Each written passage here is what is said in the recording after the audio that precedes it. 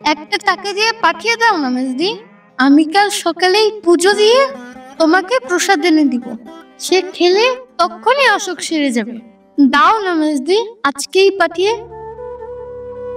কিন্তু কাল ফিরে এলে তোকে যে এরা ভারী মারবে। মারুক গিয়ে, তোমার অসুখ সেরে যাবে তো।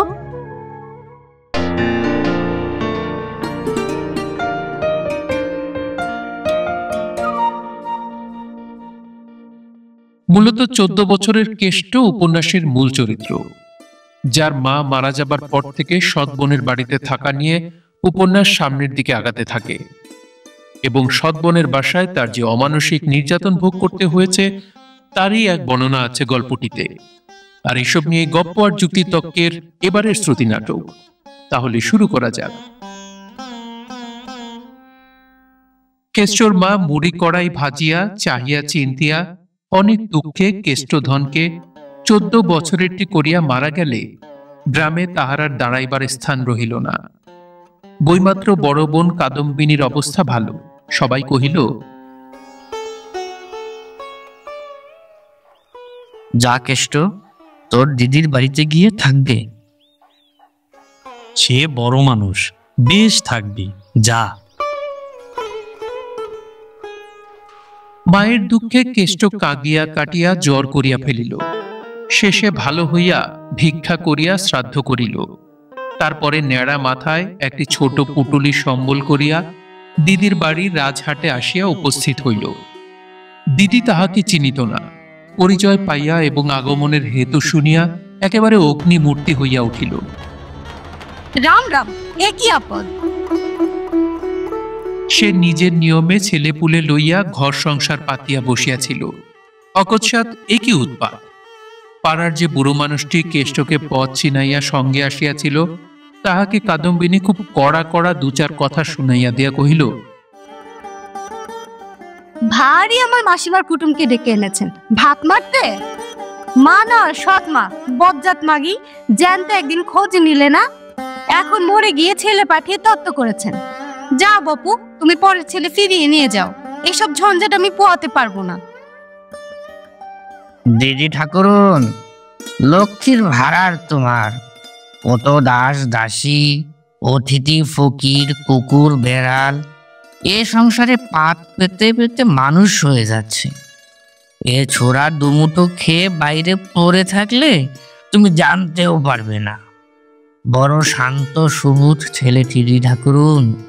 ভাই বলে না নাও, দুঃখী অনাথ বামনের ছেলে বলে বাড়ির কোণে একটু ঠাঁই দাও দিদি।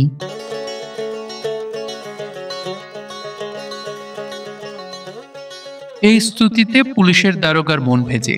কাদম্বিনী মেয়ে মানুষ মাত্র, কাজেই সে তখনকার মতো চুপ করিয়া রহিল। বুড়া কেষ্টকে আড়ালে ডাকিয়া 2টা সলা পরামর্শ দিয়া চোখ মুছিয়া বিদায় লইল। কেষ্ট আশ্রয় পাইল। কাদম্বিনীর স্বামী নবীন মুখুজ্জের ধান চালের আড়ত ছিল। তিনি বেলা 12টার পর বাড়ি ফিরিয়া কেষ্টকে বক্র কটাক্ষে নিরীক্ষণ করিয়া প্রশ্ন করিলেন, এটি কে? তোমার বড় কুটুম গো, বড় কুটুম। নাও, খাওয়াও, পড়াও, মানুষ করো, পরকালের কাজ হোক। বটে, বেশ নধর গোলগাল দেহটি তো। বেশ হবে না কেন? বাপ আমার বিষয় আশয় যা কিছু রেখে গিয়েছিলেন সে সমস্তই মাগিয়ার গহ্বরে ঢুকিয়েছে। আমি তো তার একটি কানা করিও পেলুম না। বলা বাহুল্য, এই বিষয় আশয় একখানি মাটির ঘর এবং তৎসংলগ্ন একটি বাতাবি নেবুর গাছ। ঘরটিতে বিধবা মাথা গুঁজিয়া থাকিতেন এবং নেবুগুলি বিক্রি করিয়া ছেলের স্কুলের মাহিনা যোগাইতেন। নবীন রোষ চাপিয়া বলিলেন, খুব ভালো। ভালো নয় আবার, বড় কুটুম যে গো, তাকে তার মতো রাখতে হবে তো। এতে আমার পাঁচু গোপালের বরাতে এক বেলা এক সন্ধ্যা জোটে, তাই ঢের, নইলে অখ্যাতিতে দেশ ভরে যাবে। বলিয়া পাশের বাড়ির দোতলা ঘরের বিশেষ একটা খোলা জানালার প্রতি রোষকষায়িত লোচনের অগ্নিদৃষ্টি নিক্ষেপ করিলেন। এই ঘরটা তার মেজোজা হেমাঙ্গিনীর।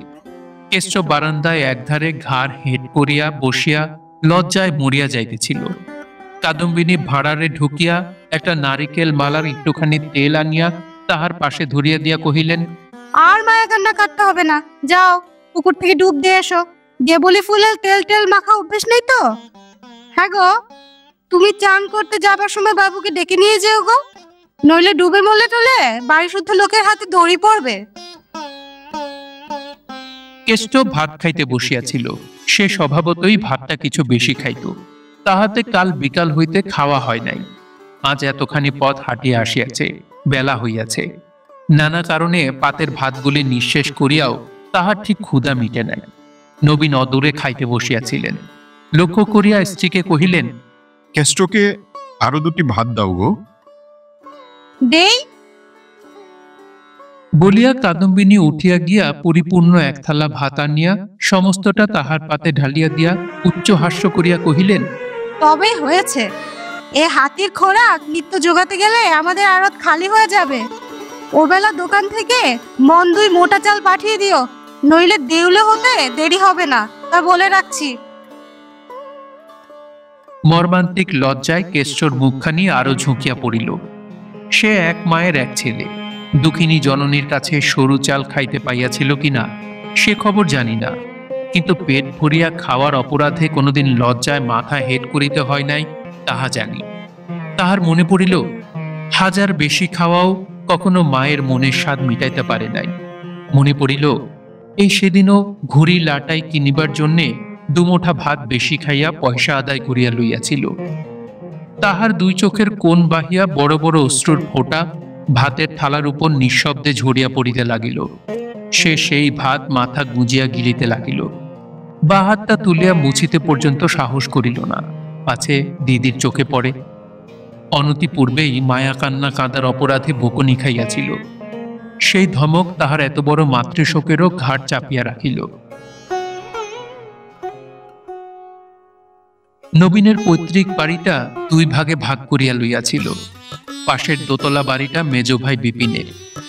ছোট ভাইয়ের অনেকদিন মৃত্যু হইয়াছিল। বিপিনেরও ধান চালের কারবার, তাহার অবস্থাও ভালো, কিন্তু বড় ভাই নবীনের সমান নয়। তথাপি ইহার বাড়িটাই দোতলা। মেজ বউ হেমাঙ্গিনী শহরের মেয়ে। সে দাসদাসী রাখিয়া লোকজন খাওয়াইয়া জাঁক জমকে থাকিতে ভালোবাসে।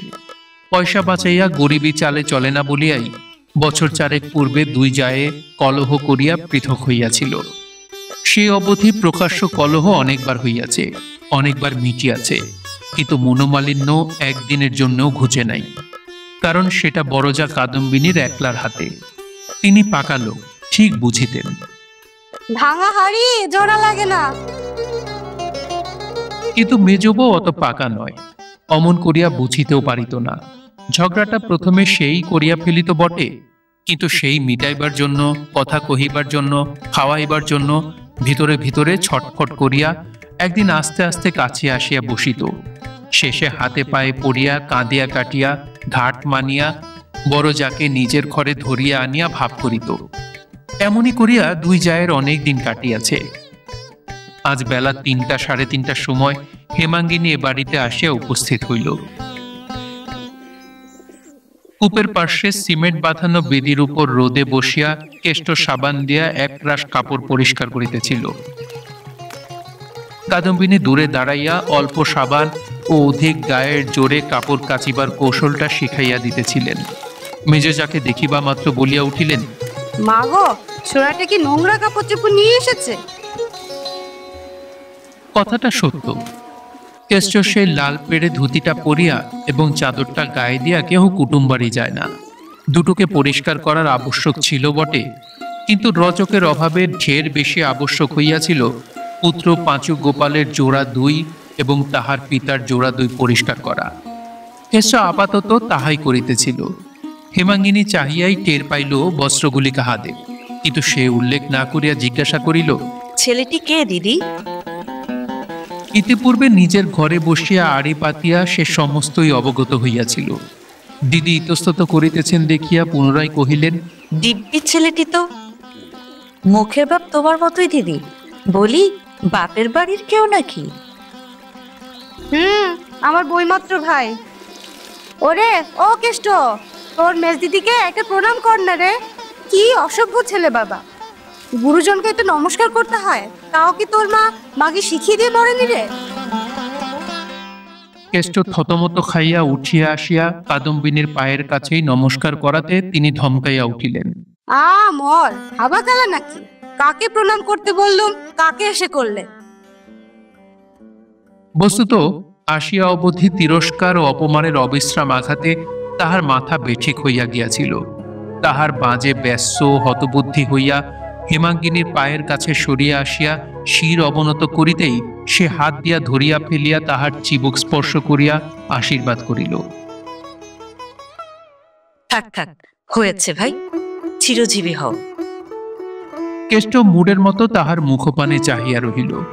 এদেশে এমন করিয়া যে কেহ কথা বলিতে পারে, ইহা যেন তাহার মাথায় ঢুকিল না।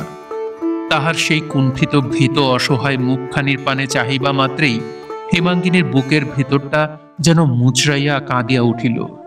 নিজেকে আর সামলাইতে না পারিয়া সহসা এই হতভাগ্য অনাথ বালককে বুকের কাছে টানিয়া লইয়া তাহার পরিশ্রান্ত ঘুমাপ্লুত মুখখানি নিজের আঁচলে মুছাইয়া দিয়া যাকে কহিল, আহা, একে দিয়ে কি কাপড় কাচিয়ে নিতে আছে দিদি?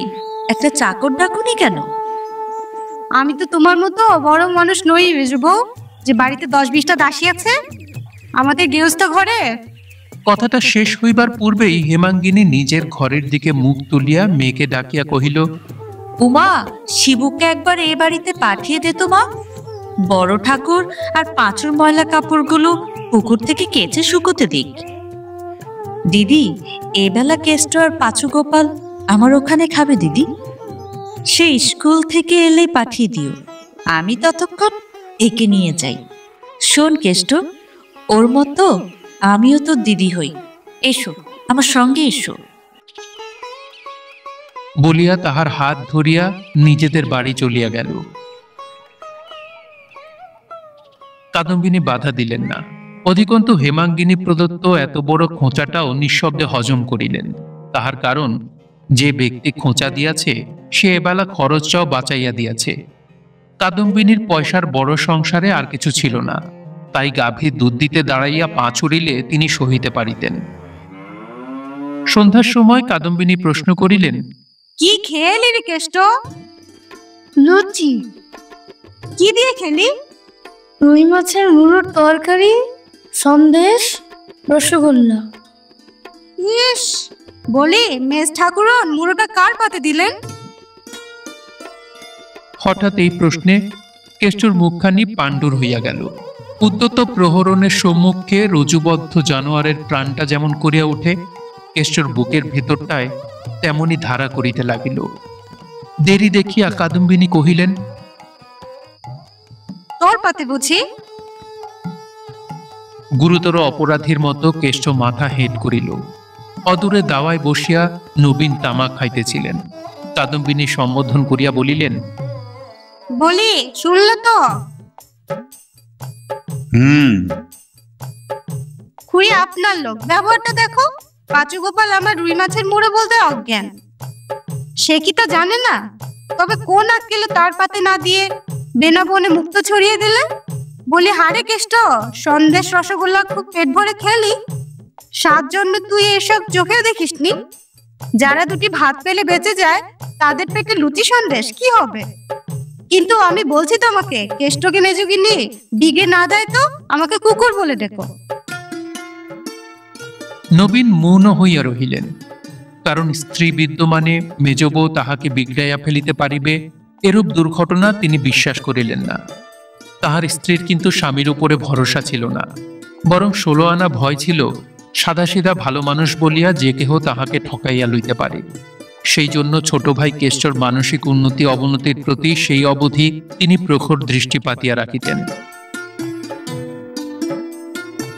পরদিন হইতেই দুটো চাকরের একটাকে ছাড়ান হইল। কেষ্ট নবীনের ধান চালের আড়তে কাজ করিতে লাগিল। সেখানে সে ওজন করে, বিক্রি করে, 4-5 ক্রোশ পথ হাঁটিয়া নমুনা সংগ্রহ করিয়া আনে। দুপুরবেলা নবীন ভাত খাইতে আসিলে দোকান আগলায়। দিন 2 পরে একদিন তিনি আহার নিদ্রা সমাপ্ত করিয়া ফিরিয়া গেলে সে ভাত খাইতে আসিয়াছিল। তখন বেলা 3টা।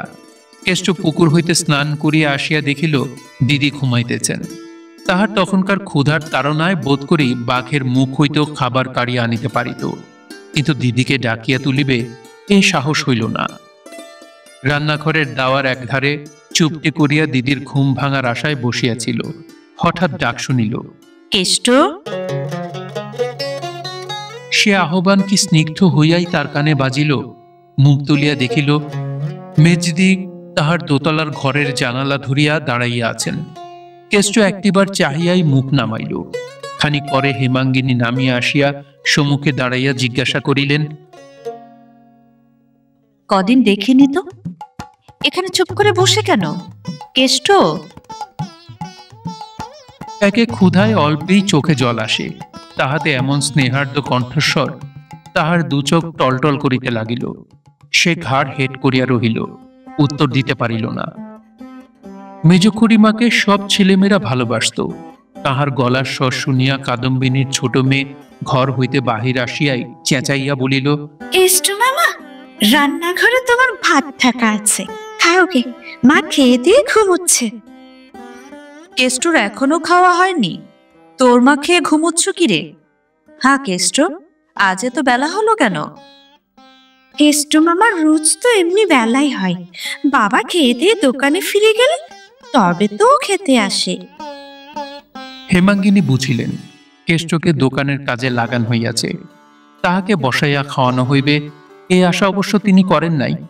কিন্তু একবার এই বেলার দিকে চাহিয়া, একবার এই ক্ষুধা ও তৃষ্ণার আর্ত শিশু দেহের পানে চাহিয়া তাহার চোখ দিয়া জল পড়িতে লাগিল। আঁচলে চোখ মুছিতে মুছিতে তিনি বাড়ি চলিয়া গেলেন। মিনিট দুই পরে এক বাটি দুধ হাতে ফিরিয়া আসিয়া রান্নাঘরে ঢুকিয়াই শিহরিয়া মুখ ফিরিয়া দাঁড়াইলেন।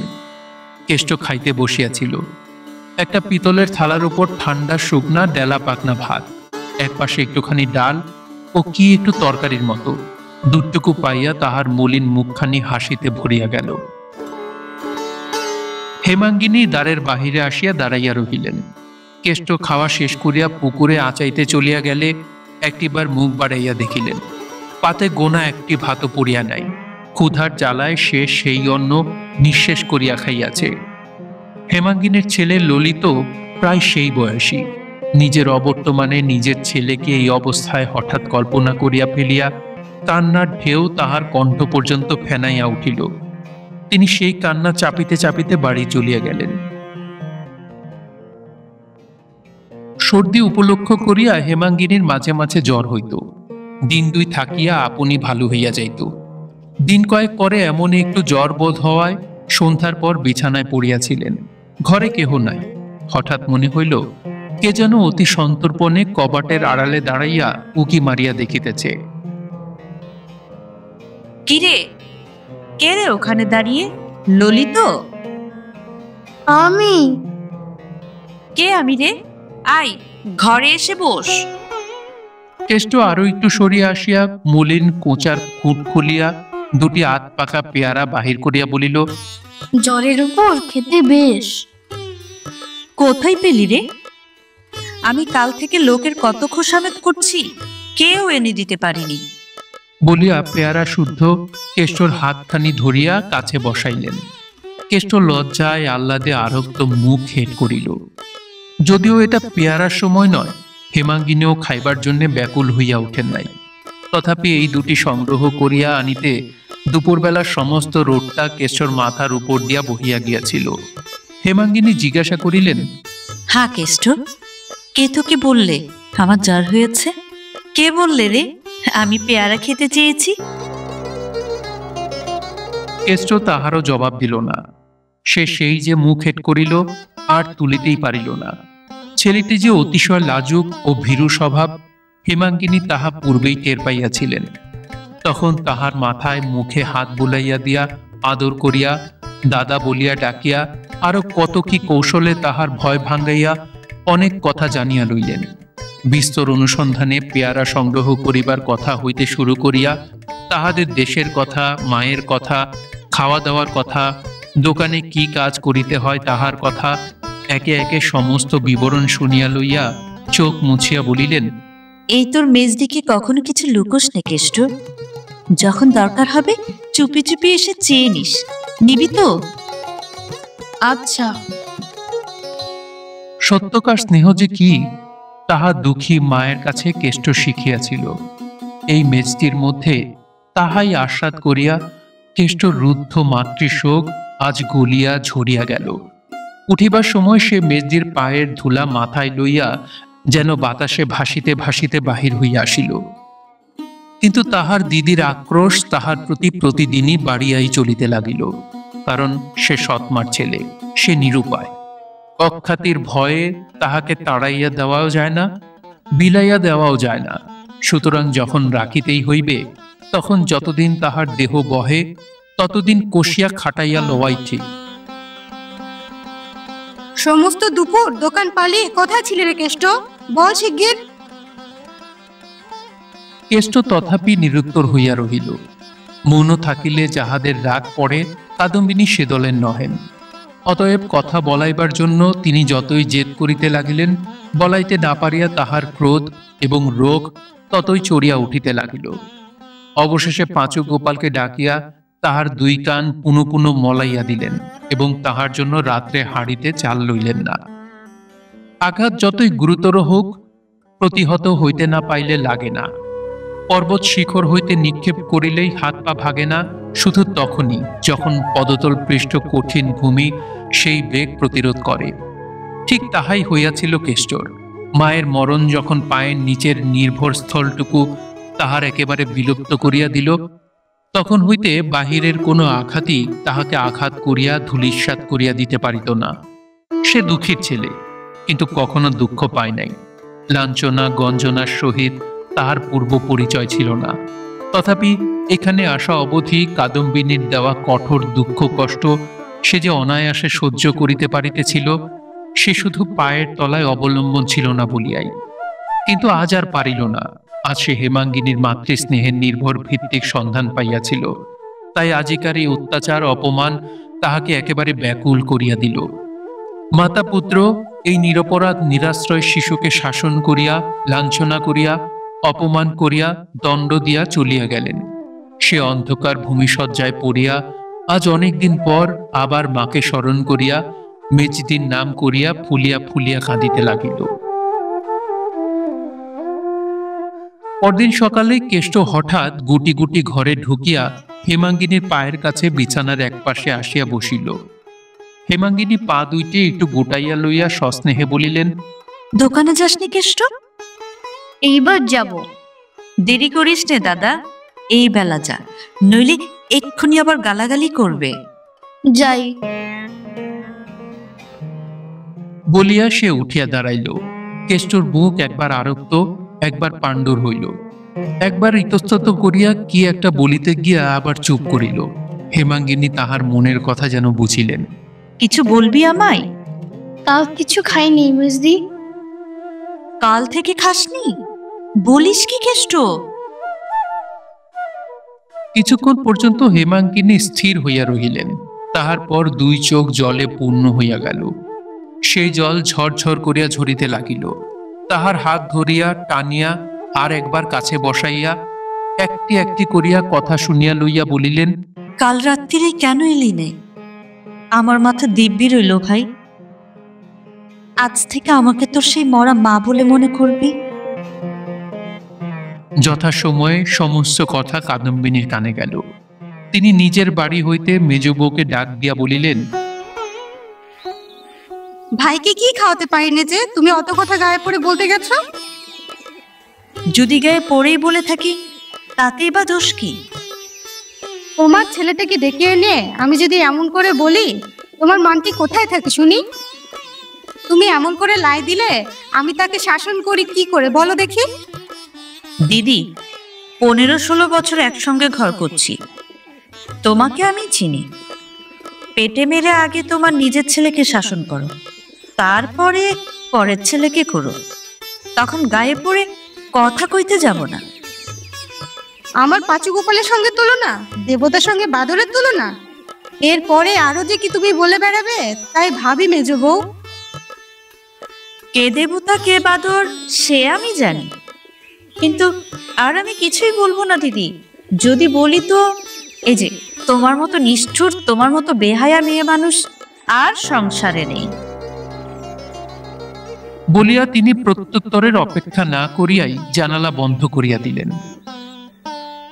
সেই দিন সন্ধ্যার প্রাক্কালে অর্থাৎ কর্তারা ঘরে ফিরিবার সময়টিতে বড় বউ নিজের বাড়ির উঠানে দাঁড়াইয়া দাসীকে উপলক্ষ করিয়া উচ্চকণ্ঠে তর্জন গর্জন আরম্ভ করিয়া দিলেন। যিনি রাত দিন করছেন তিনি এর বিহিত করবেন। মায়ের চেয়ে মাসির দরদ বেশি। আমার ভাইয়ের মর্ম আমি বুঝি নে, বোঝে পরে। কখনো ভালো হবে না। ভাইয়ে বোনে ঝগড়া বাঁধিয়ে দিয়ে দাঁড়িয়ে দাঁড়িয়ে মজা দেখলে ধর্ম সইবে না, তা বলে দিচ্ছি। উভয় জায়ের মধ্যে এক ধরনের গালিগালাজ সাপ সাপান্ত অনেকবার অনেক রকম করিয়া হইয়া গিয়াছে, কিন্তু আজ ঝাঁঝটা কিছু বেশি। অনেক সময় হেমাঙ্গিনী শুনিয়াও শুনিত না, বুঝিয়াও গায়ে মাখিত না, কিন্তু আজ নাকি তাহার দেহটা খারাপ ছিল। তাই উঠিয়া আসিয়া জানালায় দাঁড়াইয়া কহিল, এর মধ্যে চুপ করলে কেন দিদি? ভগবান হয়তো শুনতে পাননি। আর খানিকক্ষণ ধরে আমার সর্বনাশ কামনা করো। ঠাকুর ঘরে আসুক, ইনি ঘরে এসে শুনুন। এর মধ্যেই হাঁপিয়ে পড়লে চলবে কেন? আমি কি কোনো সর্বনাশীর নাম মুখে এনেছি? মুখে আনবে কেন দিদি? মুখে আনবার পাত্রী তুমি নাও। কিন্তু তুমি কি ঠাউরাও? একা তুমি শোয়া না, আর পৃথিবী শুদ্ধ না একা? ঠেস দিয়ে দিয়ে কার কপাল ভাঙছ সে কি কেউ টের পায় না? টের পেলেই বা যে দোষে থাকবে তার গায়েই লাগবে। আর একা তুমিই টের পাও, আমি টের পাই নে। একটু যখন এলো সাত চড়ে রাগ করতো না, যা বলতুম মুখ বুঝে তাই করতো। আজ দুপুরবেলা কার জোরে কি জবাব দিয়ে গেল জিজ্ঞাসা করে দেখো ওই প্রসন্নের মাকে। সে কথা সত্যি মেজ বৌমা। আজ সে ভাত ফেলে উঠে যেতে মা বললেন, এই পিণ্ডি না গিললে যখন জমের বাড়ি যেতে হবে তখন এত তেজ কিসের জন্যে? সে বলে গেল আমার মেজদি থাকতে কাউকে ভয় করিনি। কেমন হলো তো কার জোরে এত তেজ শুনি? আজ আমি স্পষ্ট করে বলে দিচ্ছি, মেজো বউ ওকে তুমি 100 বার ডেকো না, আমাদের ভাই বোনদের কথার মধ্যে থেকো না। হেমাঙ্গিনী আর কথা কহিল না। কেঁচো সাপের মতন চক্র ধরিয়া কামড়াইয়াছে শুনিয়া তাহার বিস্ময়ের পরিসীমা রহিল না। জানালা হইতে ফিরিয়া আসিয়া চুপ করিয়া ভাবিতে লাগিল, কত বেশি পীড়নের দ্বারা ইহাও সম্ভব হইতে পারিয়াছে। আবার মাথা ধরিয়া জ্বর বোধ হইতেছিল, তাই অসময়ে শয্যায় আসিয়া নির্জীবের মতো পড়িয়াছিল। তাহার স্বামী ঘরে ঢুকিয়া ইহা লক্ষ্য করিয়াই ক্রোধ ভরে কহিয়া উঠিলেন, বৌঠানের ভাইকে নিয়ে আজ কি কাণ্ড বাঁধিয়ে বসে আছো? কারো মানা শুনবে না। যেখানে যত হতভাগা লক্ষ্মী ছাড়া আছে দেখলেই তার দিকে কোমর বেঁধে দাঁড়াবে। রোজ রোজ আমার এত হাঙ্গামা সহ্য হয় না মেজ বউ। আজ বৌঠান আমাকে না হোক 10টা কথা শুনিয়ে দিলেন। বৌঠান হক কথা কবে বলেন যে আজ তোমাকে না হক কথা বলেছেন? কিন্তু আজ তিনি ঠিক কথাই বলেছেন। তোমার স্বভাব জানি তো, সেবার বাড়ির রাখাল ছোকরাটাকে নিয়ে ওই রকম করলে। মতি কামারের ভাগ্নের অমন বাগানখানা তোমার জন্যই মুঠোর ভেতর থেকে বেরিয়ে গেল। উল্টো পুলিশ থামাতে 100-150 ঘর থেকে গেল। তুমি নিজের ভালো মন্দ কি বোঝো না? কবে এ স্বভাব যাবে? আমার স্বভাব যাবে মরণ হলে, তার আগে নয়। আমি মা, আমার কোলে ছেলেপুলে আছে, মাথার উপর ভগবান আছেন। এর বেশি আমি গুরুজনের নামে নালিশ করতে চাইনি। আমার অসুখ করেছে, আর আমাকে বকিও না। তুমি যাও। বলিয়া গায়ের র্যাপারখানা টানিয়া লইয়া পাশ ফিরিয়া শুইয়া পড়িল। বিপিন প্রকাশ্যে আর তর্ক করিতে সাহস করিলেন না, কিন্তু মনে মনে স্ত্রীর উপর এবং বিশেষ করিয়া ওই কলগ্রহ দুর্ভাগাটার উপর আজ মর্মান্তিক চটিয়া গেলেন। পরদিন সকালে জানালা খুলিতেই হেমাঙ্গিনীর কানে বড় জায়ের তীক্ষ্ণ কণ্ঠের ঝংকার প্রবেশ করিল। তিনি স্বামীকে সম্বোধন করিয়া বলিতেছেন, ছোড়াটা কাল থেকে পালিয়ে রইল, একবার খোঁজ নিলে না? চলুই যাক, কি হবে খোঁজ করে? তাহলে যে নিজেদের গ্রামে বাস করা দায় হবে। আমাদের শত্রু তো দেশে কম নেই। কোথাও পড়ে টরে মরে থাকলে ছেলে বুড়ো বাড়ি শুদ্ধ সবাইকে জেলখানায় যেতে হবে, তা বলে দিচ্ছি। হেমাঙ্গিনী সমস্তই বুঝিলেন এবং তৎক্ষণাৎ জানলাটা বন্ধ করিয়া দিয়া একটা নিঃশ্বাস ফেলিয়া অন্যত্র চলিয়া গেলেন। দুপুরবেলা রান্নাঘরের দাওয়ায় বসিয়া খান কতক রুটি খাইতেছিলেন। হঠাৎ চোরের মতো সন্তর্পণে পা ফেলিয়া কেষ্ট আসিয়া উপস্থিত হইল। চুল রুক্ষ, মুখ শুষ্ক। কোথায় পালিয়েছিলি রে কেষ্ট? পালাইনি তো, কাল সন্ধ্যার পর দোকানে শুয়েছিলাম, ঘুম ভেঙে দেখি দুপুর রাত্রির। খিদে পেয়েছে মেজদি। ও বাড়িতে গিয়ে খেয়ে গে যা। বলিয়া হেমাঙ্গিনী নিজের রুটির থালায় মনোযোগ করিলেন। মিনিট খানেক চুপচাপ দাঁড়াইয়া থাকিয়া কেষ্ট চলিয়া যাইতেছিল। হেমাঙ্গিনী ডাকিয়া ফিরাইয়া কাছে বসাইলেন এবং সেইখানেই ঠাঁই করিয়া রাধুনীকে ভাত দিতে বলিলেন। তাহার খাওয়া প্রায় অর্ধেক অগ্রসর হইয়াছিল। এমন সময় উমা বহির বাটি হইতে ত্রস্ত ব্যস্ত ভাবে ছুটিয়া আসিয়া নিঃশব্দ ইঙ্গিতে জানাইল, বাবা আসছেন যে, তাতে তুই এমন করছিস কেন? খাচ্ছে যে। কেষ্ট কৌতূহলী হইয়া ঘাট ফিরাইয়াছিল। উমার উৎকণ্ঠিত দৃষ্টি, শঙ্কিত মুখের ইশারা তাহার চোখে পড়িল। এক মুহূর্তে তাহার মুখ সাদা হইয়া গেল। কি ত্রাস যে তাহার মনে জন্মিল সেই জানে। মেজদি, বাবু আসছেন। বলিয়াই সে ভাত ফেলিয়া ছুটিয়া গিয়া রান্নাঘরের দোরের আড়ালে দাঁড়াইল। তাহার দেখা দেখি উমাও আরেক দিকে পলাইয়া গেল। অকস্মাৎ গৃহস্বামীর আগমনে চোরের দল যেরূপ ব্যবহার করে, ইহারাও ঠিক সেইরূপ আচরণ করিয়া বসিল। প্রথমটা হেমাঙ্গিনী হতবুদ্ধির মতো একবার এদিক একবার ওদিক চাহিলেন। তারপরে পরিশ্রান্তের মতো দেয়ালে ঠেস দিয়া এলাইয়া পড়িলেন। লজ্জা ও অপমানের শুল যেন তাহার বুকখানা এফোড় ওফোড় করিয়া দিয়া গেল। পরক্ষণে বিপিন আসিয়া উপস্থিত হইলেন। সম্মুখে স্ত্রীকে ওভাবে বসিয়া থাকিতে দেখিয়া কাছে আসিয়া উদ্বিগ্ন মুখে প্রশ্ন করিলেন, ও কি খাবার নিয়ে অমন করে বসে যে? আবার জ্বর হলো নাকি? এখানে এত ভাত ফেলে উঠে গেল কে? ললিত বুঝি? না, সে নয়, ও বাড়ির কেসটা খাচ্ছিল। তোমার ভয়ে দৌড়ের আড়ালে লুকিয়েছে। কেন? কেন তা তুমি ভালোই জানো। আর শুধু সে নয়, তুমি আসছো খবর দিয়ে ওমাও ছুটে পালিয়েছে। ও বেটি পালাতে গেল কি দুঃখে? কি জানি, বোধ করি মায়ের অপমান চোখে দেখবার ভয়েই পালিয়েছে। কেষ্ট পরের ছেলে, সে তো লুকোবেই। পেটের মেয়েটা পর্যন্ত বিশ্বাস করতে পারল না যে তার মায়ের কাউকে ডেকে এক মুঠো ভাত দেবার অধিকারটুকুও আছে। না, তোমার কোনো অধিকার নেই। ভিখিরি এলে ভিক্ষেও না। সে যাক, কাল থেকে আর মাথা ধরেনি তো। আমি মনে করেছি শহর থেকে কেদার ডাক্তারকে ডেকে পাঠাই। উমার সামনে তুমি কেষ্টকে কিছু বলেছিলে? আমি? কই না তো।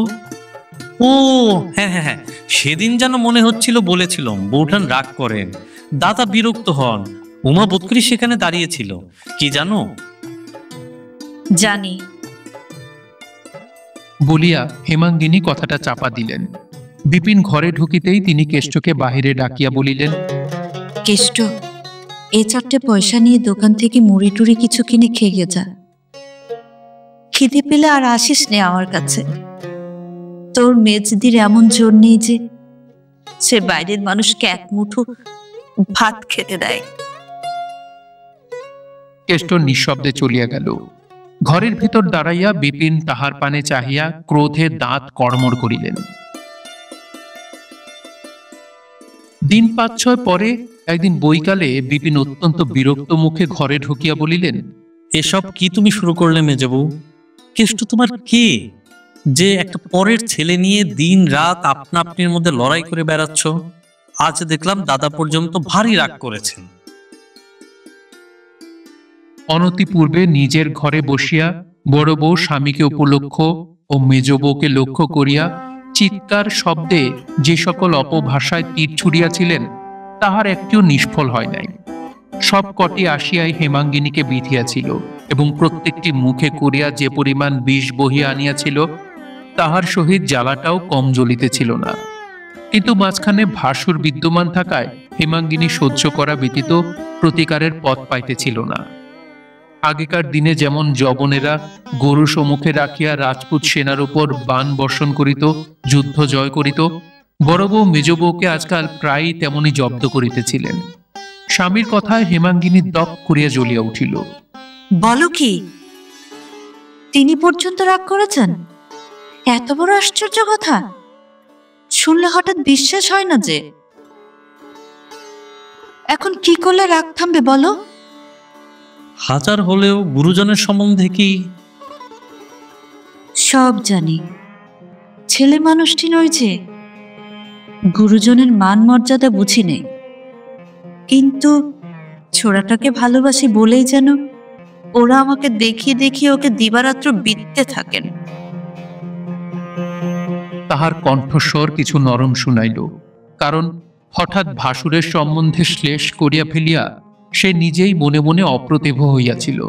কিন্তু তাহারও গায়ের জ্বালাটা নাকি বড় জ্বলিতেছিল, তাই রাগ সামলাইতে পারেন নাই। বিপিন গোপনে ও পক্ষে ছিলেন, কারণ এই একটা পরের ছেলে লইয়া নিরর্থক দাদাদের সঙ্গে ঝগড়াঝাঁটি তিনি মনে মনে পছন্দ করিতেন না। স্ত্রীর এই লজ্জাটুকু লক্ষ্য করিয়া জো পাইয়া জোর দিয়া বলিলেন, ভেদাভেদি কিছুই নয়। তারা নিজের ছেলে শাসন করছেন, কাজ শেখাচ্ছেন, তাতে তোমাকে বিদলে চলবে কেন? তাছাড়া যাই করুক, তারা গুরুজন যে। তারা গুরুজন, আমিও মা। গুরুজন নিজের মান নিজে নিঃশেষ করে আনলেন, আমি কি দিয়ে ভর্তি করব? বিপিন কি একটা জবাব বোধ করি দিতে যাইতেছিল, থামিয়া গেলেন। দ্বারের বাহিরে কুণ্ঠিত কণ্ঠের বিনম্র ডাক শোনা গেল, মেজদি। স্বামী স্ত্রীতে চোখাচোখি হইল। স্বামী একটু হাসিলেন, তাহাতে প্রীতি বিকীর্ণ হইল না। স্ত্রী অধরে অষ্ঠ চাপিয়া কবাটের কাছে সরিয়া আসিয়া নিঃশব্দে কেষ্টর মুখের পানে চাহিতেই সে আহ্লাদে গলিয়া গিয়া প্রথমেই যা মুখে আসিল কহিল, কেমন আছো মেজদি? এখানে কি? কেন তুই রোজ রোজ আসিস বলতো? কেষ্টর বুকের ভিতরটা ধক করিয়া উঠিল। এই কঠোর কণ্ঠস্বরটা সত্যই এত কঠোর শুনাইল যে, হেতু ইহার যাই হোক, বস্তুটা যে সস্নেহ পরিহাস নয় বুঝিয়া লইতে এই দুর্ভাগা বালকটারও বিলম্ব হইল না। ভয়ে বিস্ময়ে লজ্জায় মুখখানা তাহার কালি মাখা হইয়া গেল। দেখতে এসেছি। দেখতে এসেছে তোমাকে? আর এখানে তুই আসিস নে, যা। আচ্ছা। বলিয়া কেষ্ট তাহার মুখের কালি হাসি দিয়া ঢাকিতে গিয়া সমস্ত মুখ আরো কালো, আরো বিশ্রী বিকৃত করিয়া আধো মুখে চলিয়া গেল। সেই বিকৃতির কালো ছায়া হেমাঙ্গিনী নিজের মুখের উপর লইয়া স্বামীর পানে আরেকবার চাহিয়া দ্রুত পদে ঘর ছাড়িয়া বাহির হইয়া গেল। দিন ৫-৬ হইয়া গেল, হেমাঙ্গিনীর জ্বর ছাড়ে নাই। কাল ডাক্তার বলিয়া গিয়াছিলেন সর্দি বুকে বসিয়াছে। সন্ধ্যার দ্বীপ সবেমাত্র জ্বালা হইয়াছিল। ললিত ভালো কাপড় জামা পরিয়া ঘরে ঢুকিয়া কহিল, মা, দত্তের বাড়ি পুতুল নাচ হবে, দেখতে যাব? হারে ললিত, তোর মাঝে এই ৫-৬ দিন পড়ে আছে, একবারটি কাছে এসেও তো বসিস নে। এই অসুখ যদি না সারে,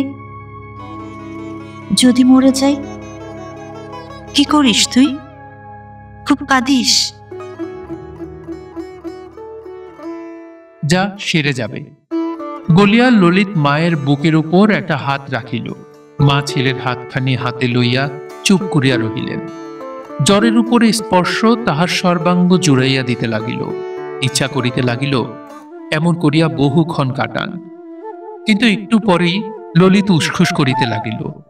পুতুল নাচ হয়তো এতক্ষণে শুরু হইয়া গিয়াছে মনে করিয়া ভিতরে ভিতরে তাহার চিত্ত অস্থির হইয়া উঠিল।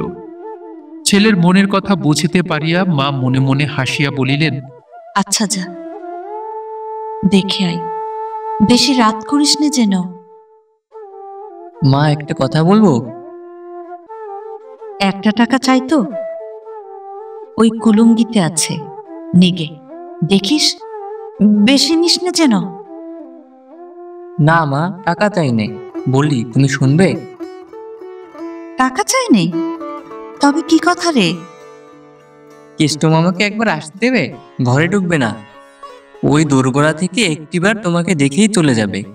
কালকেও বাহিরে এসে বসেছিল, আজকেও এসে বসে আছে। যা যা ললিত, এক্ষুনি ডেকে নিয়ে আয়। আহা, বসে আছে, তোরা কেউ আমাকে জানাসনি কেন রে? ভয়ে আসতে চায় না যে। বলিয়া ললিত চলিয়া গেল। মিনিট খানেক পরে কেষ্ট ঘরে ঢুকিয়া মাটির দিকে ঘাড় বাঁকাইয়া দেয়ালে ঠেস দিয়া দাঁড়াইল। এসো দাদা, এসো। কেষ্ট তেমনি ভাবে স্থির হইয়া রহিল। তিনি নিজে তখন উঠিয়া আসিয়া কেষ্টর হাত ধরিয়া বিছানায় লইয়া গেলেন। পিঠে হাত বুলাইয়া দিয়া বলিলেন, হারে কেষ্ট, বকেছিলুম বলে তোর মেজদিদিকে ভুলে গেছিস বুঝি? সহসা কেষ্ট ফুঁপাইয়া কাঁদিয়া উঠিল। হেমাঙ্গিনী কিছু আশ্চর্য হইলেন, কারণ কখনো কেহ তাহাকে কাঁদিতে দেখে নাই। অনেক দুঃখ কষ্ট যাতনা দিলেও সে ঘাড় হেঁট করিয়া নিঃশব্দে থাকে, লোকজনের সম্মুখে জল ফেলে না। তাহার এই স্বভাবটি হেমাঙ্গিনী জানিতেন বলিয়াই বড় আশ্চর্য হইয়া বলিলেন, ছি, কান্না কিসের? বেটা ছেলেকে চোখের জল ফেলতে আছে কি? ডাক্তার বলে যে বুকে সর্দি বসেছে। এই জন্যে? ছি ছি, কি ছেলে মানুষ তুই রে! সর্দি বসেছে, বসলেই বারে। যদি মরি, তুই আর ললিত কাঁধে করে গঙ্গায় দিয়ে আসবি, কেমন? পারবি নে? বলি মেজে বউ, কেমন আছো আজ? বলিয়া বড় বউ দোরগোড়ায় আসিয়া দাঁড়াইলেন। ক্ষণকাল কেষ্টর পানে তীক্ষ্ণ দৃষ্টিতে চাহিয়া থাকিয়া বলিলেন, এই যে ইনি এসে হাজির হয়েছেন, আবার ও কি মেজগিন্নির কাছে কেঁদে সোহাগ করা হচ্ছে যে? ন্যাকা আমার, কত ফন্দি জানে।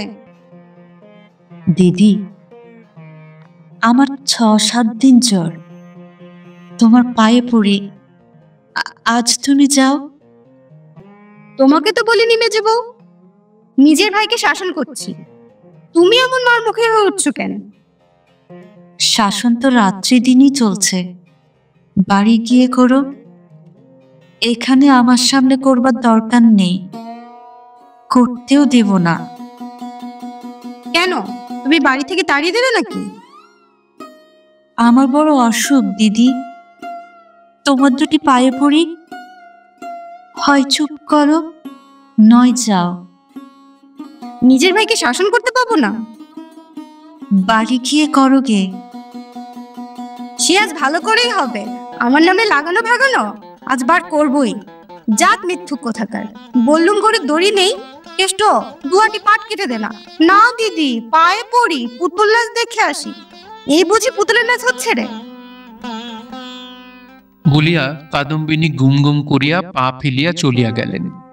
হেমাঙ্গিনী কতক্ষণ কাঠের মতো বসিয়া থাকিয়া শুইয়া পড়িয়া বলিল, কেন তুই পুতুল নাচ দেখতে গেলি নি কেষ্ট? গেলে তো আর এইসব হতো না।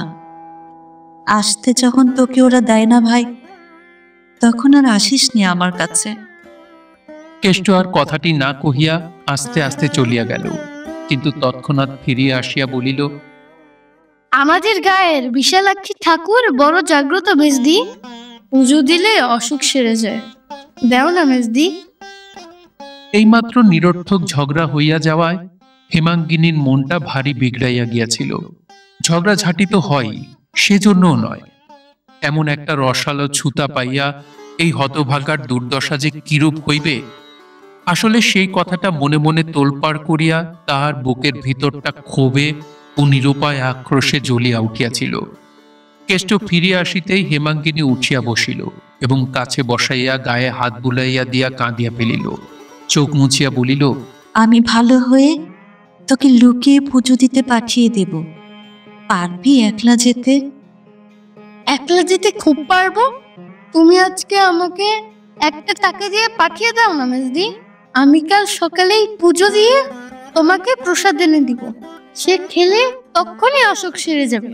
দাও না মেজদি, আজকেই পাঠিয়ে। কিন্তু কাল ফিরে এলে তোকে যে এরা ভারী মারবে। মারুক গে, তোমার অসুখ সেরে যাবে তো। হ্যাঁ রে কেষ্ট, আমি তোর কেউ নই, তবে আমার জন্য তোর এত মাথা ব্যথা কেন? এ প্রশ্নের উত্তর কেষ্ট কোথায় পাইবে? সে কি করিয়া বুঝাইবে? তাহার পীড়িত আর্ত হৃদয় দিবারাত্র কাঁদিয়া কাঁদিয়া তাহার মাকে খুঁজিয়া ফিরিতেছে।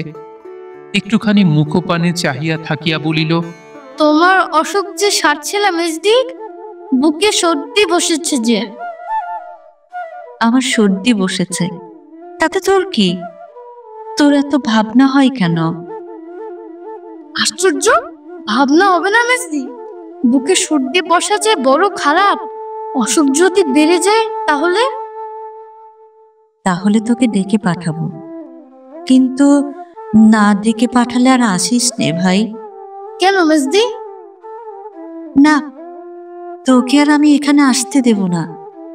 না ডেকে পাঠালেও যদি আসিস তাহলে ভারী রাগ করব। তাহলে বলো, কাল সকালে কখন ডেকে পাঠাবে? কাল সকালেই আবার তোর আসা চাই?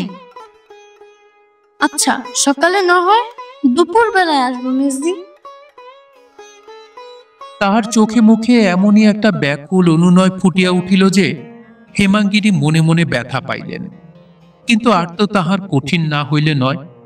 সবাই মিলিয়া এই নিরীহ একান্ত অসহায় বালকের উপর যে নির্যাতন শুরু করিয়াছে, কোনো কারণেই আর তো তাহা বাড়াইয়া দেওয়া চলে না। সে হয়তো সহিতে পারে, মেজদির কাছে আসা যাওয়া করিবার দণ্ড যত গুরুতর হোক সে হয়তো সহ্য করিতে পিছাইবে না, কিন্তু তাই বলিয়া তিনি নিজে কি করিয়া সহিবেন? হেমাঙ্গিনীর চোখ ফাটিয়া জল আসিতে লাগিল, তথাপি তিনি মুখ ফিরাইয়া রুক্ষ স্বরে বলিলেন, বিরক্ত করিস নি কেষ্ট, যা এখান থেকে। ডেকে পাঠালে আসিস, নইলে যখন তখন এসে আমাকে বিরক্ত করিস নে। না, বিরক্ত করিনি তো। বলিয়া ভীত লজ্জিত মুখখানি হেঁট করিয়া তাড়াতাড়ি কেষ্ট উঠিয়া গেল। এইবার হেমাঙ্গিনীর দুই চোখ বহিয়া প্রস্রবণের মতো জল ঝরিয়া পড়িতে লাগিল।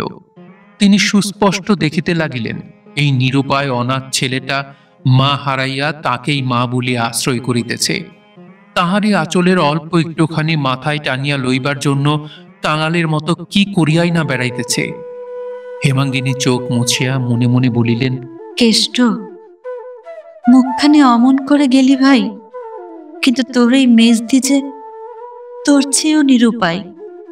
তোকে জোর করে বুকে টেনে আনবে সে ক্ষমতা যে তার নেই ভাই। মা, কাল কেষ্ট মামা তাকাতাই না গিয়ে তোমার কাছে এসে বসেছিল বলে জ্যাঠামশাই এমন মার মারলেন যে নাক দিয়ে। আচ্ছা, হয়েছে হয়েছে, যা তুই এখান থেকে। অকস্মাৎ ধমকানি খাইয়া উমা চমকাইয়া উঠিল, আর কোনো কথা না কহিয়া ধীরে ধীরে চলিয়া যাইতেছিল। মা ডাকিয়া বলিলেন, শোন রে, নাক দিয়ে কি খুব রক্ত পড়েছিল? না, খুব নয়, একটুখানি। আচ্ছা, তুই যা। মা, এই যে কেষ্ট মামা দাঁড়িয়ে রয়েছে। কেষ্ট শুনিতে পাইল। বোধ করি ইহাকে অভ্যর্থনা মনে করিয়া মুখ বাড়াইয়া সলজ্জ হাসি হাসিয়া কহিল, কেমন আছো মেজদি? কেন এসেছি সেখানে? যা যা বলছি শিগগির দূর হ বলছি। তবু দাঁড়িয়ে রইলি হতবাগা, গেলি নে। যাচ্ছি। কেষ্ট মুখ নামাইয়া শুধু যাচ্ছি বলিয়াই চলিয়া গেল। সে চলিয়া গেলে হেমাঙ্গিনী নির্জীবের মতো বিছানার একধারে শুইয়া পড়িয়া অস্ফুটে ক্রুদ্ধ স্বরে বলিয়া উঠিলেন, 100 বার বলি হতভাগাকে আসিস নে আমার কাছে। তবু মেজদি, শিবকে বলে দিস তো উমা, ওকে না আর ঢুকতে দেয়। উমা জবাব দিল না, ধীরে ধীরে বাহির হইয়া গেল। রাত্রে হেমাঙ্গিনী স্বামীকে ডাকাইয়া আনিয়া কাঁদো কাঁদো গলায় বলিল, কোনোদিন তো তোমার কাছে কিছু চাইনি, আজ এই অসুখের উপর একটা ভিক্ষা চাইছি, দেবে? কি চাই? কেষ্টকে আমাকে দাও, ও বেচারি বড় দুঃখী, বাপ্পা নেই, ওকে ওরা মেরে ফেলছে, এবার আমি চোখে দেখতে পারছি না। তাহলে চোখ বুজে থাকলেই তো হয়। তোমার দিব্যি করে বলছি, ওকে আমি পেটের ছেলের মতো ভালোবেসেছি, দাও আমাকে, মানুষ করি, খাওয়াই পড়াই, তারপরে যা ইচ্ছে হয় তোমাদের তাই করো। বড় হলে আমি একটি কথাও কব না। ও কি আমার গোলার ধান চাল যে তোমাকে এনে দেব? পরের ভাই, পরের বাড়ি এসেছে, তোমার মাঝখানে পড়ে এত দরদ কিসের জন্যে? তুমি ইচ্ছে করলে বড় ঠাকুরকে বলে, দিদিকে বলে স্বচ্ছন্দে আনতে পারো। তোমার দুটি পায়ে পড়ছি, দাও তাকে। আচ্ছা, তাই যদি হয়, আমি বা এত বড় মানুষ কিসে যে তাকে প্রতিপালন করব? তুমি আগে আমার একটা তুচ্ছ কথাও ঠেলতে না। এখন কি অপরাধ করেছি যে যখন এমন করে জানাচ্ছি, বলছি, সত্যি আমার প্রাণ বার হয়ে যাচ্ছে, তবে এই সামান্য কথাটা রাখতে চাইছো না? সে দুর্ভাগা বলে কি তোমরা সকলে মিলে তাকে মেরে ফেলবে। আমি তাকে আমার কাছে আসতে বলবো, দেখি ওরা কি করে। আমি খাওয়াতে পারবো না। আমি পারবো। আমি কি বাড়ির কেউ নই যে নিজের ছেলেকে খাওয়াতে পারবো না? আমি কালই তাকে আমার কাছে এনে রাখবো। দিদিরা জোর করেন তো আমি তাকে থানায় দারোগার কাছে পাঠিয়ে দেব। আচ্ছা, সে দেখা যাবে। পরদিন প্রভাত হইতেই বৃষ্টি পড়িতেছিল। হেমাঙ্গিনী জানালাটা খুলিয়া দিয়া আকাশের পানে চাহিয়াছিলেন। সহসা পাঁচু গোপালের উচ্চ কণ্ঠস্বর কানে গেল। সে চেঁচাইয়া বলিতেছিল, মা, তোমার গুণধর ভাই জলে ভিজতে ভিজতে এসে হাজির হয়েছে। খ্যাংরা কোথায় রে? যাচ্ছি আমি। বলিয়া কাদম্বিনী হুঙ্কার দিয়া ঘর হইতে বাহির হইয়া মাথায় গামছা দিয়া দ্রুত পদে সদর বাড়িতে ছুটিয়া গেলেন। হেমাঙ্গিনীর বুকটা যেন কাঁপিয়া উঠিল। ললিতকে ডাকিয়া বলিলেন, যা তো বাবা, ও বাড়ির সদরে দেখতো তোর কেষ্ট মামা কোথা থেকে এলো। ললিত ছুটিয়া চলিয়া গেল এবং খানিক পরে ফিরিয়া আসিয়া কহিল, পাচুদা তাকে নাড়ুগোপাল করে মাথায় দুটো থান ইট দিয়ে বসিয়ে রেখেছে। কি করেছিল সে? কাল দুপুরবেলা তাকে তাগাদা করতে পাঠিয়েছিল গয়ালাদের কাছে। 3 টাকা আদায় করে নিয়ে পালিয়েছিল। সব খরচ করে এই আসছে। কে বললে সে টাকা আদায় করেছিল? লক্ষণ গয়ালা নিচে এসে বলে গেছে। বলিয়া ললিত পড়িতে চলিয়া গেল। ঘণ্টা 2-3 আর কোনো গোলযোগ শোনা গেল না। বেলা 10টার সময় রাধুনী খান কতক রুটি দিয়া গিয়াছিল। হেমাঙ্গিনী বসিবার উদ্যোগ করিতেছিলেন। এমনই সময় তাহারই ঘরের বাহিরে কুরুক্ষেত্র বাঁধিয়া গেল। বড়গিন্নির পশ্চাতে পাঁচু গোপাল কেষ্টর কান ধরিয়া হিড় করিয়া টানিয়া আনিতেছে। সঙ্গে বড় কর্তাও আছেন। মেজকর্তাকেও আনিবার জন্য দোকানে লোক পাঠানো হইয়াছে। হেমাঙ্গিনী শশব্যস্তে মাথায় কাপড় দিয়া ঘরের এক পার্শ্বে সরিয়া দাঁড়াইতেই বড় কর্তা তীব্র কটুকণ্ঠে শুরু করিয়া দিলেন, তোমার জন্য আর তো আমরা বাড়িতে টিকতে পারিনি মেজ বৌমা। বিপিনকে বলো আমাদের বাড়ির দামটা ফেলে দিই, আমরা আর কোথাও উঠে যাই। মেজে বউ, আমি বড় যা, তা আমাকেও কুকুশিয়াল মনে করতে ভালোই করো, কিন্তু 1000 দিন বলেছি মিছে লোক দেখানো আল্লাহ দিয়ে আমার ভাইয়ের মাথাটি খেও না, কেমন? এখন ঘটলো তো। ওগো, 2 দিন সোহাগ করা সহজ, কিন্তু চিরকালের ভারটি তো তুমি নেবে না, সেটা আমাকেই সইতে হবে না। কি হয়েছে? বেশ হয়েছে, চমৎকার হয়েছে। তোমার শেখানোর গুণে আদায়ী টাকা চুরি করতে শিখেছে। আর 2 দিন কাছে ডেকে এনে আরো 2টো সলা পরামর্শ দাও, তাহলে সিন্দুক ভাঙতে শীত কাটতেও শিখবে। আমি কি তাকে চুরি ডাকাতি করতে শিখিয়ে দিয়েছি দিদি? কেমন করে জানবো তুমি কি শিখিয়ে দিয়েছো না দিয়েছো? এ যা স্বভাব তা আগে জানা ছিল না, এখনই বা হলো কেন?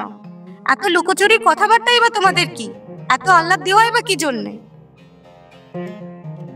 কতদিনের পুঞ্জীভূত আবদ্ধ বিদ্বেষ রাশি যে এই একটু পথ পাইয়া বাহির হইয়া আসিল, তাহা যিনি সব দেখেন তিনি দেখিতে পাইলেন। মুহূর্তকালের জন্য হেমাঙ্গিনী হতজ্ঞানের মতো স্তম্ভিত হইয়া রহিল। এমন নিষ্ঠুর আঘাত, এত বড় নির্লজ্জ অপমান মানুষ মানুষকে যে করিতে পারে, ইহা যেন তাহার মাথায় প্রবেশ করিল না। কিন্তু ওই মুহূর্তকালের জন্য পরক্ষণে সে মর্মান্তিক আহত সিংহীর মতো 2 চোখে আগুন জ্বালিয়া বাহির হইয়া আসিল। ভাসুরকে সম্মুখে দেখিয়া মাথায় কাপড় আরেকটু টানিয়া দিল। কিন্তু রাগ সামলাইতে পারিল না। বড় যাকে সম্বোধন করিয়া মৃদু অথচ কঠোর স্বরে বলিল, তুমি এত বড় চামার যে তোমার সঙ্গে কথা কইতেও আমার ঘৃণা বোধ হয়। তুমি এত বড় বেহায়া মেয়ে মানুষ যে ওই ছোড়াটাকে ভাই বলেও পরিচয় দিচ্ছ। মানুষ জানোয়ার পুষলে তাকেও পেট ভরে খেতে দেয়, কিন্তু ওই হতভাগাটাকে দিয়ে যত রকমের ছোট কাজ করিয়ে নিও, তোমরা আজ পর্যন্ত একদিন পেট ভরে খেতে দাও না। আমি না থাকলে এতদিনও না খেতে পেয়েই মরে যেত। ও পেটের জালে শুধু ছুটে আসে আমার কাছে, সোহাগ আহ্লাদ করতে আসে না। আমরা খেতে দেইনি, শুধু খাটিয়ে নেই, আর তুমি ওকে খেতে দিয়ে বাঁচিয়ে রেখেছো। ঠিক তাই, আজ পর্যন্ত কখনো ওকে দুবেলা তোমরা খেতে দাওনি, কেবল মারধর করেছো, আর যত পেরেছো খাটিয়ে নিয়েছো। তোমার ভয়ে আমি 1000 দিন ওকে আসতে বারণ করেছি, কিন্তু খিদে বরদাস্ত করতে পারে না। আর আমার কাছে পেট ভরে দুটো খেতে পাই বলেই ছুটে ছুটে আসে, চুরি ডাকাতির পরামর্শ নিতে আসে না। কিন্তু তোমরা এত বড় হিংসুক যে তাও চোখে দেখতে পারো না। হিংসুক আমরা? কেন যে ওরে ভালো চোখে দেখতে পারিনি তা তুমি নিজের চোখে দেখো। মেজ বৌমা, তোমার শেখানোর গুণেই ও আমার টাকা চুরি করে। তোমার ভালোর জন্যই কোনো একটা ঠাকুরের পুজো দিয়ে প্রসাদ এনেছে, এই নাও। মাগো, কি মিটমিটে শয়তান, কি ধরিবার ছেলে। বেশ তো মেজো বউ, এখন তুমি বলো না, কি মতলবে ও চুরি করেছে? ও কি আমার ভালোর জন্যে? হেমাঙ্গিনী ক্রোধে জ্ঞান হারাইল। একে তাহার অসুস্থ শরীর, তাহাতেই সমস্ত মিথ্যা অভিযোগ। সে দ্রুত পদে কেষ্টর সম্মুখীন হইয়া তাহার 2 গালে সশব্দে চর কষাইয়া দিল। বদমাইশ, চোর! আমি তোকে চুরি করতে শিখিয়ে দিয়েছি? কতদিন তোকে আমার বাড়ি ঢুকতে বারণ করেছি? কতবার তোকে তাড়িয়ে দিয়েছি? আমার নিশ্চয় বোধ হচ্ছে তুই চুরির মতলবে যখন তখন এসে উকি মেরে দেখতিস। ইতিপূর্বেই বাড়ির সকলে আসিয়া উপস্থিত হইয়াছিল। শিবু কহিল, আমি নিজের চোখে দেখেছি মা। পরশু রাত্রিরে ও তোমার ঘরের সম্মুখে আধারে দাঁড়িয়েছিল, আমাকে দেখেই ছুটে পালিয়ে গেল। আমি এসে না পড়লে নিশ্চয়ই তোমার ঘরে ঢুকে চুরি করত। জানে মেজো খুড়ি মার অসুখ, শরীর সন্ধ্যা হলেই ঘুমিয়ে পড়ে। ও কি কম চালাক? ভিজে বেড়াল, কেমন করে জানবো মেজো বউ তুমি ওকে বাড়িতে ঢুকতে বারণ করেছো? ও বলে বেড়ায় মেজদি ওকে মায়ের চেয়ে ভালোবাসে। টাকা 3টে চুরি করে কোথা থেকে 2টো ফুল টুল কুড়িয়ে এনেছে। বাড়ি লইয়া গিয়া বড় কর্তা চোরের শাস্তি শুরু করিলেন। সে কি নির্দয় প্রহার! কেষ্ট কথাও কহে না, কাঁদেও না। এদিকে মারিলে ওদিকে মুখ ফিরায়, ওদিকে মারিলে এদিকে মুখ ফিরায়। ভারী গাড়ি শুদ্ধ গরু কাদায় পড়িয়া যেমন করিয়া মার খায়, তেমনি করিয়া কেষ্ট নিঃশব্দে মার খাইল। এমনকি কাদম্বিনী পর্যন্ত স্বীকার করিলেন, হ্যাঁ, মার খাইতে শিখিয়াছিল বটে, কিন্তু ভগবান জানেন এখানে আসার পূর্বে নিরীহ স্বভাবের গুণে কখনো কেহ তাহার গায়ে হাত তুলে নাই। হেমাঙ্গিনী নিজের ঘরের ভিতর সমস্ত জানালা বন্ধ করিয়া দিয়া কাঠের মূর্তির মতো বসিয়াছিলেন। উমা মাকে দেখিতে গিয়াছিল, ফিরিয়া আসিয়া বলিল, জ্যাঠাইমা বললেন কেষ্ট মামা বড় হলে ডাকাত হবে। ওদের গায়ে কি ঠাকুর আছে? উমা, কেন মা? আরে এখনো কি তাকে সবাই মিলে মারছে? বলিয়াই তিনি বেচের উপর উপুর হইয়া পড়িয়া কাঁদিয়া উঠিলেন। মায়ের কান্না দেখিয়া উমাও কাঁদিয়া ফেলিল। তারপর কাছে বসিয়া নিজের আঁচল দিয়া জননীর চোখ মুছাইয়া দিতে দিতে বলিল, পেশন্নর মা কেষ্ট মামাকে বাইরে টেনে নিয়ে গেছে। হেমাঙ্গিনী আর কথা কহিলেন না, সেইখানে তেমনি করিয়াই পড়িয়া রহিলেন। বেলা 2-3টার সময় সহসা কম্প দিয়া ভয়ানক জ্বর আসিল। আজ অনেকদিন পর পথ্য করিতে বসিয়াছিলেন, সে খাবার তখনও একধারে পড়িয়া শুকাইতে লাগিল। সন্ধ্যার পর বিপিন ও বাড়িতে বৌঠানের মুখে সমস্ত ব্যাপার অবগত হইয়া ক্রোধভরে স্ত্রীর ঘরে ঢুকিতেছিলেন। উমা কাছে আসিয়া ফিসফিস করিয়া বলিল, মা জ্বরে অজ্ঞান হয়ে আছেন। সে কি রে, আজ 3-4 দিন জ্বর ছিল না তো? বিপিন মনে মনে স্ত্রীকে অতিশয় ভালোবাসিতেন। কত যে বাসিতেন তাহা বছর 4-5 পূর্বে দাদাদের সহিত পৃথক হইবার সময় জানা গিয়াছিল। ব্যাকুল হইয়া ঘরে ঢুকিয়াই দেখিলেন তখনও তিনি মাটির উপর পড়িয়া আছেন। ব্যস্ত হইয়া শয্যায় তুলিবার জন্য গায়ে হাত দিতেই হেমাঙ্গিনী চোখ মেলিয়া এক মুহূর্ত স্বামীর মুখের পানে চাহিয়া থাকিয়া অকস্মাৎ 2 পা জড়াইয়া ধরিয়া কাঁদিয়া উঠিলেন। কেষ্টকে আশ্রয় দাও, নইলে এ জ্বর আমার সারবে না। মা দুর্গা আমাকে কিছুতে মাফ করবেন না, দেবে? তুমি যা চাও তাই হবে, তুমি ভালো হয়ে ওঠো। হেমাঙ্গিনী আর কিছু বলিলেন না, বিছানায় উঠিয়া শুইয়া পড়িলেন। জ্বর রাত্রেই ছাড়িয়া গেল। পরদিন সকালে উঠিয়া বিপিন ইহা লক্ষ্য করিয়া পরম আহ্লাদিত হইলেন। হাত মুখ ধুইয়া কিছু জলযোগ করিয়া দোকানে বাহির হইতেছিলেন। হেমাঙ্গিনী আসিয়া বলিলেন, মার খেয়ে কেষ্টর ভারী জ্বর হয়েছে, তাকে আমি আমার কাছে নিয়ে আসছি। তাকে এ বাড়িতে আনবার দরকার কি? যেখানে আছে সেখানেই থাক না। কাল রাত্রে যে তুমি কথা দিলে তাকে আশ্রয় দেবে। হ্যাঁ, শিখিয়ে যে তাকে ঘরে এনে পুষতে হবে। তুমি যেমন কাল রাত্রে স্ত্রীকে অত্যন্ত অসুস্থ দেখিয়া যাহা স্বীকার করিয়াছিলেন, আজ সকালে তাহাকে সুস্থ দেখিয়া তাহাই তুচ্ছ করিয়া দিলেন। ছাতাটা বগলে চাপিয়া উঠিয়া দাঁড়াইয়া বলিলেন, পাগলামি করো না, দাদারা ভারী চটে যাবেন। দাদারা চটে গিয়ে কি তাকে খুন করে ফেলতে পারেন? না, আমি নিয়ে এলে সংসারে কেউ তাকে আটকে রাখতে পারে? আমার 2টি সন্তান ছিল, কাল থেকে 3টি হয়েছে। আমি কেষ্টর মা। আচ্ছা, সে তখন দেখা যাবে। এ বাড়িতে তাকে আনতে দেবে না? সরো সরো, কি পাগলামি করো? শিবু, একটা গরুর গাড়ি ডেকে আন, আমি বাপের বাড়ি যাব। ইস, ভয় দেখানো হচ্ছে। তারপর দোকানে চলিয়া গেলেন। কেষ্ট চণ্ডী মণ্ডপের একধারে ছেঁড়া মাদুরের উপর জ্বরে, গায়ের ব্যথা এবং বোধ করি বুকের ব্যথায় আচ্ছন্নের মতো পড়িয়াছিল। কেষ্ট! মিসদি, আসো, বসো। আর তো বসবো না। দাদা, আয় আমার সঙ্গে। আমাকে বাপের বাড়ি আজ তোকে পৌঁছে দিতে হবে যে। চলো। বলিয়া কেষ্ট তাহার ভাঙা ছড়িটা বগলে চাপিয়া লইল এবং ছেঁড়া গামছাখানা কাঁধে ফেলিল। নিজেদের বাড়ির সদরে গোজান দাঁড়াইয়াছিল। হেমাঙ্গিনী কেষ্টকে লইয়া চড়িয়া বসিলেন। গাড়ি যখন গ্রাম ছাড়াইয়া গিয়াছে তখন পশ্চাতে ডাকাডাকি চিৎকারে গাড়োয়ান গাড়ি থামাইল। ঘর্মাক্ত কলেরবে আরক্ত মুখে বিপিন আসিয়া উপস্থিত হইলেন। কোথায় যাও মেজবউ? কেষ্টদের গ্রামে। কখন ফিরবে? ভগবান যখন ফেরাবেন তখনই ফিরব। তার মানে? কখনো যদি কোথাও এর আশ্রয় জোটে তবেই তো একা ফিরে আসতে পারবো, না হয় একে নিয়েই থাকতে হবে। বিপিনের মনে পড়িল সেদিনেও স্ত্রীর এমনই মুখের ভাব দেখিয়াছিলেন এবং এমনই কণ্ঠস্বরই শুনিয়াছিলেন।